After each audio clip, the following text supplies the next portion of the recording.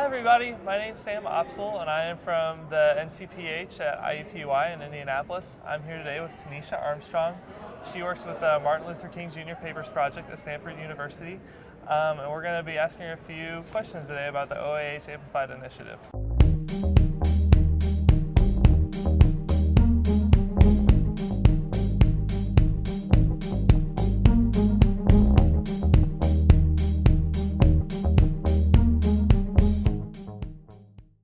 So, our first question for you is, what are the three main takeaways from your talk that you want the audience to walk away thinking about? It's a good question. I think that the first takeaway would be that I would like the audience to know that documentary editions are like scholarly interventions in the way that they help advance our understanding of United States history. Okay. Also, I'd like them to know that documentary editions are a product of scholarly research, and that we have very rigorous editorial and methodological principles, and that we are scholarship, indeed scholarship within itself. Okay? And then also for those who are interested in taking on projects of their own, I would like them to come away with a clear understanding of the essential elements of a documentary edition. Awesome.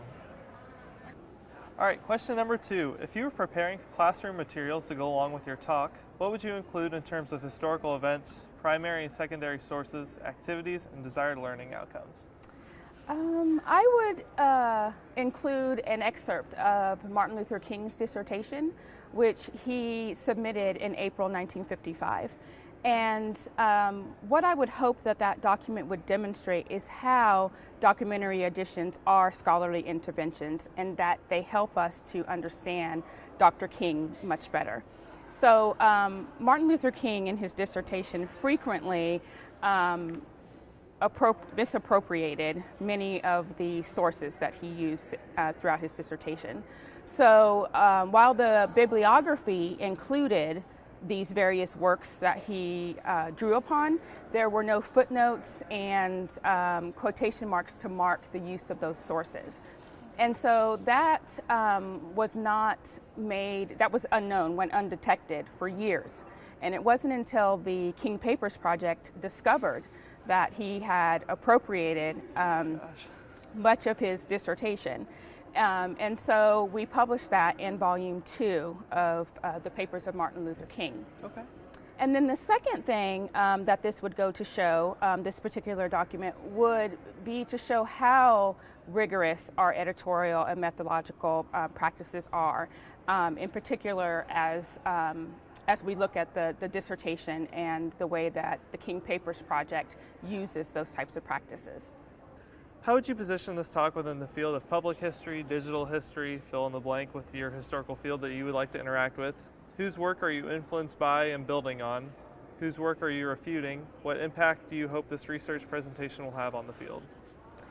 Well, as you know, digital history is not new, but it's the technology now that we have the capability of doing a lot more than we were able to do in the past. And so that's exciting, especially for a lot of the documentary editions, because we're just now starting this conversation about how we will digitize and how we will make our documents available in digital form. And so it's exciting that digital editors now get to join this conversation about what kinds of technological infrastructures will be created. Now, as for the King Papers Project in particular, we're just starting that conversation, and we're just starting to take a look at the various kinds of technology that's available to us and trying to see what works for our particular editorial style, but also the kinds of sources that we have. So we have sources ranging from documents, photographs, all the way to audio and to video. Interesting. So for question 4, we only have a few more. How would you have framed your presentation, or how will you frame your presentation for a public audience?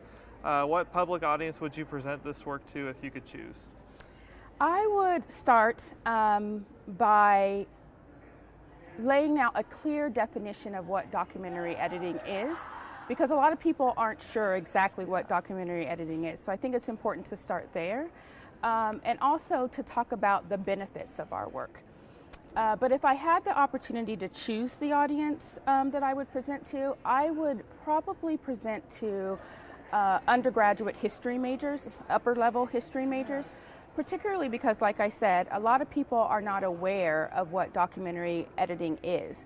And so therefore, a lot of the students don't know that it's a viable career option that they can go into. And so my fear is that if we don't start this conversation and start to talk about documentary editing in the classrooms at the college level, then we won't have those young, fresh faces to keep the profession going. Cool. Last question. How do your processes or methods change if you're positioning your work in academic history versus public or digital history? Wow, that's something that I think is yet to be seen, particularly because as far as the King Papers project is concerned, we have not yet started a digital edition. And so we're just at the point where we're exploring these different kinds of technology. But what I do know that won't change is our commitment to the fundamentals of our intellectual work, so that we will maintain the authoritative nature of our work. Our annotations will still be thoroughly researched. Our transcriptions will be accurate, and our selections will be